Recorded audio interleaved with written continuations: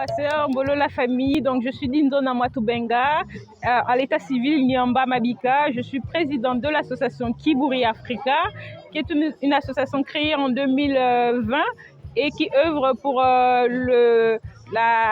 l'éveil de conscience autour de la culture et de l'histoire africaine. Donc, je suis en France depuis 2017 pour mes études et après mes études, je suis détentrice d'un master en management des risques et après mes études, j'ai été recrutée dans une entreprise agroalimentaire dont je tairai le nom.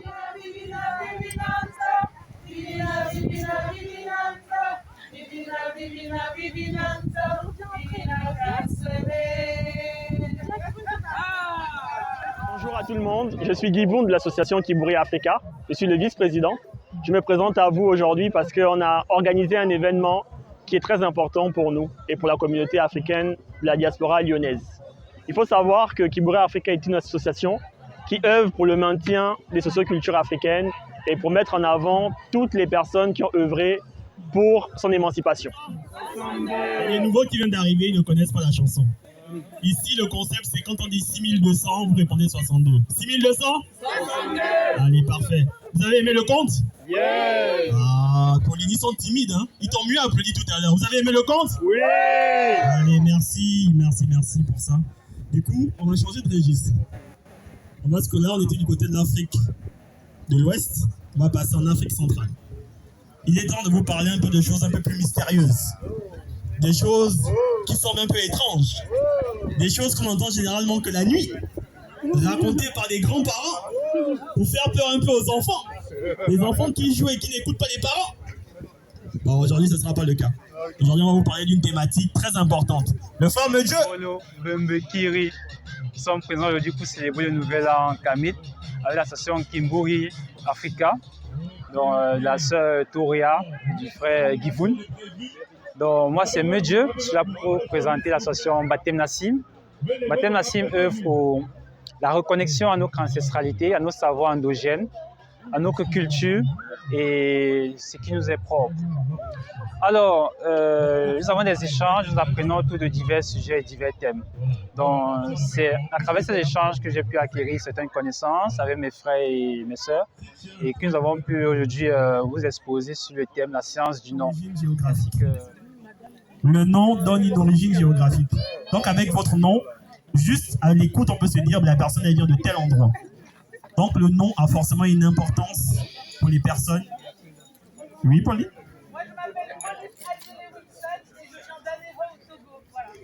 Allez, on applaudit pour Pauline, la conteuse. Et la mère de tous les autres Bwiti, et j'ai même envie de dire de tous les autres rites au Gabon. Et ce Bwiti fondamental s'appelle le Bwiti d'Issoumba, qui puise son origine au sein du peuple Apindi au Gabon, donc par définition, au sein de la lignée pygmée Apindi au Gabon. Alors, à l'occasion de ce nouvel an africain, oui, parce que nous sommes bien dans un événement légendaire de l'Afrique, il s'agit du nouvel an africain, j'ai donc donné une conférence autour de la spiritualité des femmes au Gabon, notamment avec le rite qu'on appelle le Mabundi, qui est un rite initiatique par la consommation à l'iboga et qui a des effets thérapeutiques, qui permet également de protéger la femme en tant que porteuse de vie. Donc voilà ce que j'ai pu donner comme conférence au sein de ce nouvel an Kamit, mais aussi il y a eu plein d'autres conférences, des jeux de contes dans ce nouvel an Kamit organisé par la sœur Touraya et l'association Kiburi Africa.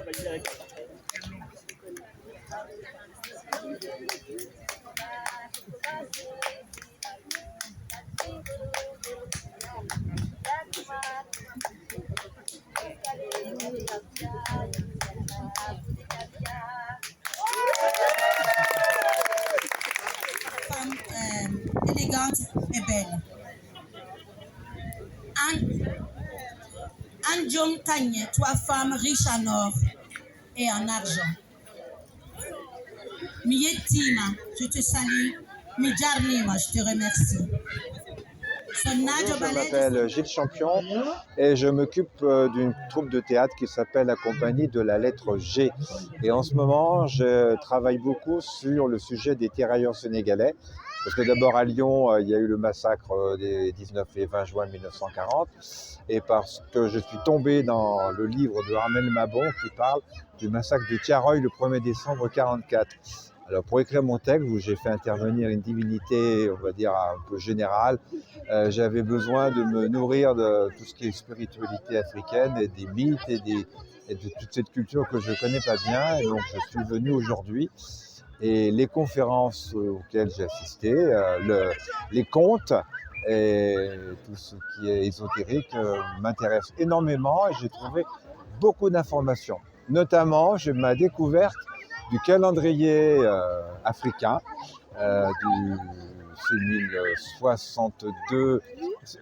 62-62, voilà, pardon, et qui correspond tout à fait à ma vibration, par ailleurs philosophique et on va dire spirituelle. Je suis Joël, je suis d'origine gabonaise et aujourd'hui j'aimerais vous présenter l'instrument qu'on appelle au Gabon, le mungongo, qui est un instrument, un arc en bouche qui se joue à l'aide d'un bois, donc le bois c'est le koutard, et également d'une liane et d'une tige et d'un bois. Cet instrument je l'ai appris au cours des cérémonies en observant, étant donné que moi on ne me l'a pas appris, j'étais curieux. Je me demandais comment un instrument doté que d'une seule corde était en mesure de propulser plusieurs sons. Et telle a été ma motivation pour jouer cet instrument. Je suis âgé de 23 ans et étudiant en comptabilité. Et je souhaiterais vous montrer comment cela fonctionne.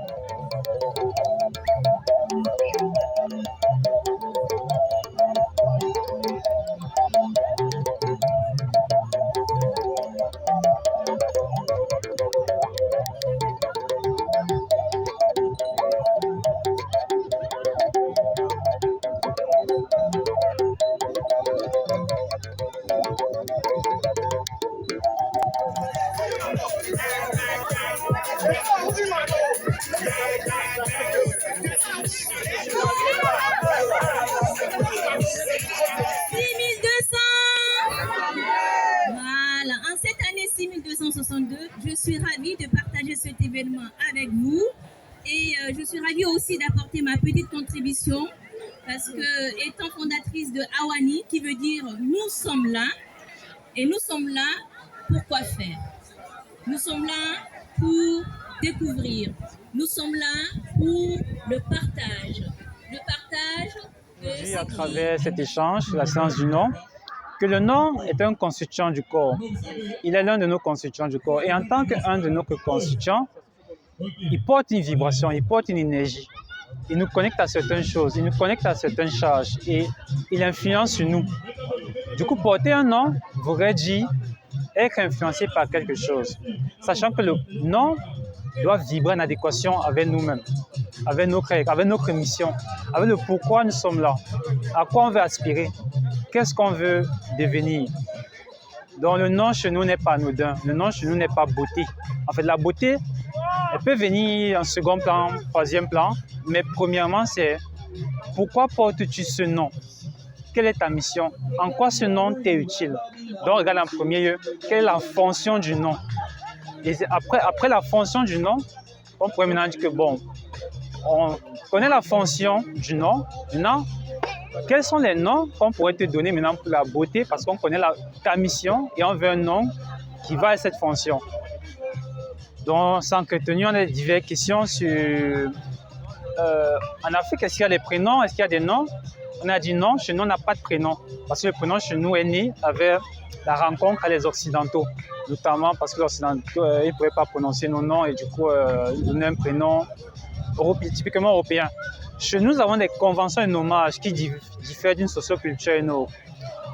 On peut prendre le cas d'une culture que chez eux, ils font un hommage en mode je suis Tchafak, fils de Simo, et du coup, moi, je m'appelle Tchafak Simo, en mode Tchafak, fils de Simo. Certains, on va te dire, je m'appelle, j'ai pas d'idée là, mais par exemple, à l'ouest, en Afrique de l'Ouest, on a souvent des noms où le père numéro des enfants, peut-être je suis peut-être X, mon fils a s'appelé X1, donc c'est X2, pour dire, voici X premier fils, voici X deuxième fils. Ou parfois, le fils porte son nom et le nom du grand-père, parfois lorsque le père n'a pas doté la mère. Donc le nom chez nous, le prénom chez nous n'existe pas. Et le nom est un ensemble de composés qui dépendent de la société.